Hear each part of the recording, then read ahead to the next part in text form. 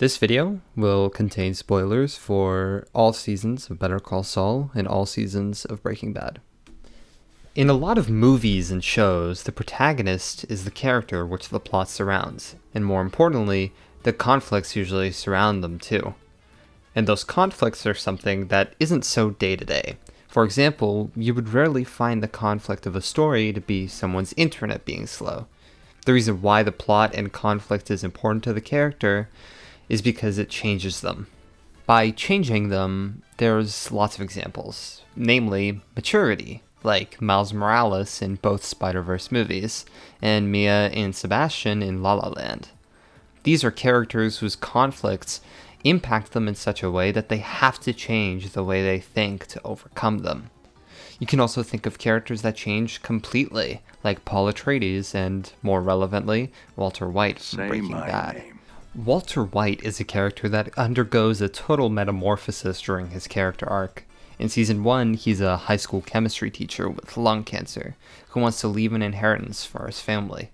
By the end of Season 4, though, he's so desperate so as to poison a child for his own survival, and halfway through Season 5, he coordinates several prison murders simply because he doesn't want to be caught. There's a stark difference between the Season 1 Walt and Season 4 Walt, because you can never imagine the first man I mentioned doing anything close to the things the second man did. This video isn't about Walter White, though. It's about Jimmy McGill, or as you may know him, Saul Goodman. Better Call Saul! When I finished Better Call Saul, I initially sent a message to my friends about how I felt about it, and I think I phrased my feelings really well. I also think that Jimmy McGill is the antithesis of Walter White, in the sense that while Walter White goes through a metamorphosis throughout his journey, Jimmy McGill simply doesn't. I want to try and analyze exactly how Jimmy is sort of unfazed by losses, mistakes, and challenges that would normally completely change a character's psyche.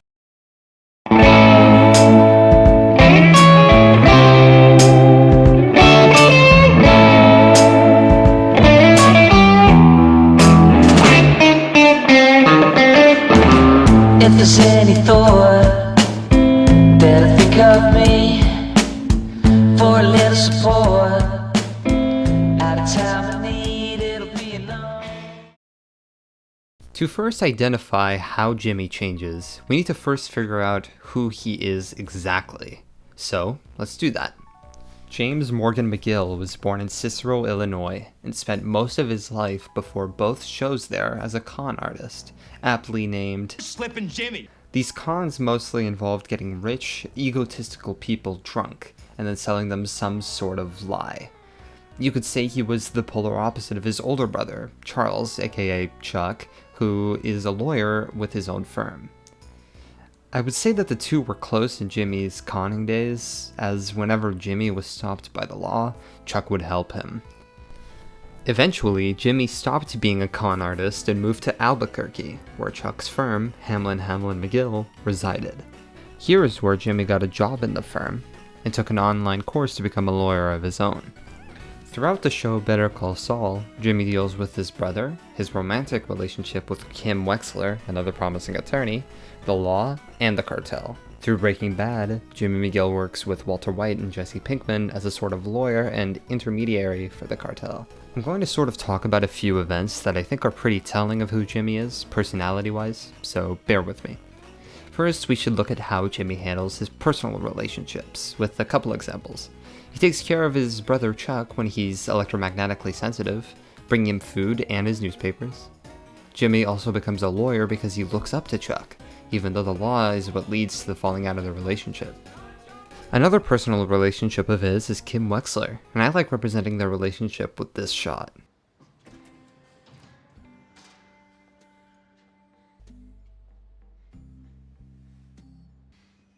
Jimmy also makes great sacrifices for Kim. He gives up a great client for her, and even tampers with legal documents for her. Jimmy deeply cares about Kim and Chuck, and would go to great lengths to make them happy. This is apparent in Season 1. No, I'm talking about Kim Wexler now. You're gonna go back to her. Season 3. I rat-fucked you. It was me. Season 5. Or we go after Kevin Wachtel. and arguably season 6. The Howard thing. The second thing to note about Jimmy is that he loves fame and money. I think this is sort of obvious and self-explanatory, but it's worth mentioning. For example, when defending Lalo Salamanca, Jimmy mentions to Kim that if he were to continue working with him, he'd become a friend of the cartel, and that he doesn't want that. However, what pushes him over the edge is the quote-unquote simple trip to get Lalo's bail money, for which he would be compensated. So $100K for a little drive through the desert, huh? Done. The final thing to add about Jimmy is that he will go to incredible lengths just to get what he wants. A few examples that come to mind are the plan to humiliate Howard Hamlin, tricking the old lady Irene into signing a deal for the Sandpiper case, getting Clifford Maine to fire him, the list goes on. Jimmy isn't afraid to embarrass himself, or even others for that matter. He will simply do what he needs to get what he wants. He wiggles around. That is Jimmy McGill. I like to see Saul Goodman as a fixation on the trade of his that strives to make money and be successful, and that's the Jimmy McGill we see in Breaking Bad, and the Jimmy McGill we only see sometimes in Better Call Saul. As for Gene Takovic, in his earlier days, he's Jimmy McGill, but when he meets Jeff and Marion, though, we see a very harsh transition from McGill into Goodman, except this Goodman has lost everything. He's more aggravated, more unhinged.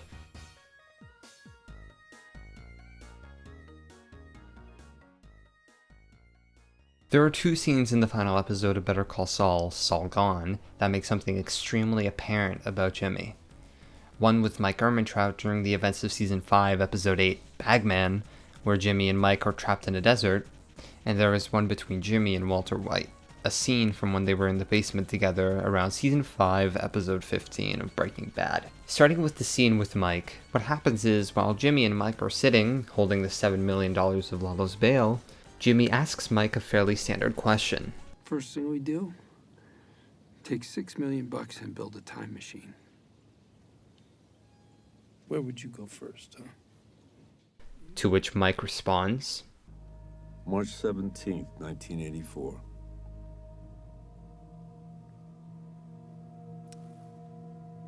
Day I took my first bribe. This line is filled with regret. It's implied here that Mike would go back to stop himself from getting that bribe, from becoming a dirty cop, because the position he's in right then was the result of becoming dirty. When he asks Jimmy, though, Jimmy simply responds with, It's easy. May 10, 1965. That's the day Warren Buffett took over at Berkshire Hathaway. Got $1 million left from building the time machine, so I take my half and just stick it into Berkshire. And then I come back here, and I'm a billionaire. As opposed to Mike, that answer isn't regretful at all. Sure, it may seem regretful in concept, but the tone and phrasing put it as more of a joke than anything. Jimmy doesn't want to undo anything. He doesn't want to undo Chuck's death, or even get out of the desert he's in. He doesn't regret his own choices, or at least that's what he communicates. In the second scene with Walter, Jimmy asks the same question. After Walter angrily grumbles about how time travel is impossible, Walter makes the observation that the question is more about regrets than anything. You are talking about regrets, so if you want to ask about regrets, just ask about regrets. When Jimmy rephrases his question to what Walter's regrets are, Walter talks about how he regrets letting Elliot and Gretchen Schwartz push him out of a company he co-founded, which later became extremely successful. You could argue that this answer is similar to Jimmy's answer to Mike, but if we think about it, if that were to have been the case, if Walter stayed in gray matter, then the events of Breaking Bad wouldn't have transpired because Walter wouldn't have been worried about leaving an inheritance for his family, which was the reason why he cooked meth in the first place. When Jimmy answers the same question about regrets, though, he mentions how he regrets slipping and falling in his early 20s, which gave him a bad knee. Really? That's what he regrets? Not all the cartel business, his relationship with Kim, or his brother, none of it? What Jimmy does in both these scenes is he avoids the question. It's not that he doesn't regret those things, it's just that Jimmy doesn't deal with regret. I believe he tries to avoid facing regret entirely, which is a fundamentally different thing than not having regrets at all. The reason why this is important is because regret compels people to change, which is something that Jimmy struggles with. He says he can change, he says he wants to change, but he simply never does because his personality as Jimmy McGill is so deeply rooted and primal for him. There are 2 times Jimmy shows regret. First, at the bar hearing in Season 4, Episode 10, Winter. I never had a chance to write him a letter and to tell him all the things that I should have. And when he talks to Maurice Schrader and the other lawyers in the final episode about his time with Walter White. Yeah, I worked for him. I made a lot of money, but that's not why I did it. I did it because I knew what he would do to me if I refused. These are both scenes in which he's confirmed to be lying, and coincidentally enough, these are scenes where Jimmy is lying, but the audience isn't supposed to realize it until he's done. But not for long.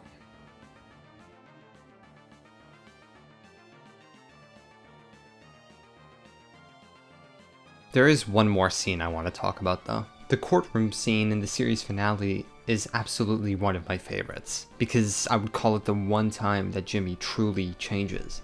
The reason for this is because he starts out by telling the judge the sob story that he was telling Marie earlier, but this time he takes a turn and tells the truth. He brings up all these devastating moments in his career, Chuck, Howard, Walter White, all things that he certainly regrets, but this is different.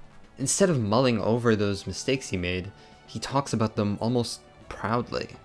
Fact is, Walter White couldn't have done it without me. He talks about it like he understands that there is nothing that can be done. He understands what he's done. He understands that he needs to be punished for it, which is why he threw his 7-year sentencing deal out of the window with this speech, very well knowing he was going to stay in a cell until his last breath after this. Another thing I love about this scene is how much Jimmy connects with Kim through strictly eye contact. He does this because Kim is the only person who actually knows and understands Jimmy, because all the others just see him as Saul Goodman, the type of lawyer guilty people hire. Jimmy thoroughly accepts himself and his actions here, but also knows that those things weren't right, and that they are dark spots in his past. He knows that the only thing he can do is try to comfort the people he has hurt, while he still can. I'd like to add one excerpt from the screenplay for this scene to just further prove my point of acceptance. Here. It was. Mr. Goodman, sit down and stay seated. The name's McGill. I'm James McGill. And you know what? It really is.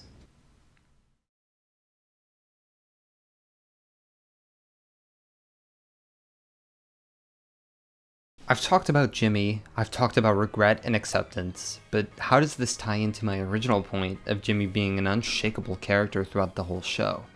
I think it's because I sort of believe that the conflicts in Better Call Saul happen because Jimmy doesn't change his actions, constantly bringing him to dangerous situations.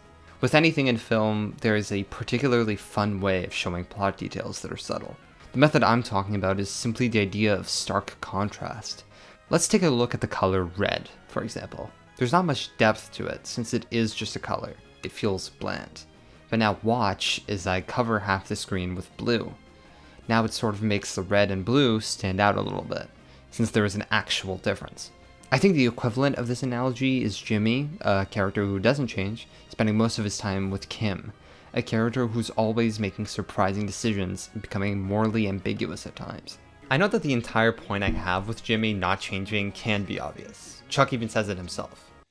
If you're not going to change your behavior, and you won't, why not just... But what I want to highlight is how the writers managed to communicate that so subtly through that very direct sentence. It feels like Chuck is right, but not completely. That's where the beauty of these scenes that tell us about Jimmy and other characters without directly saying anything lies.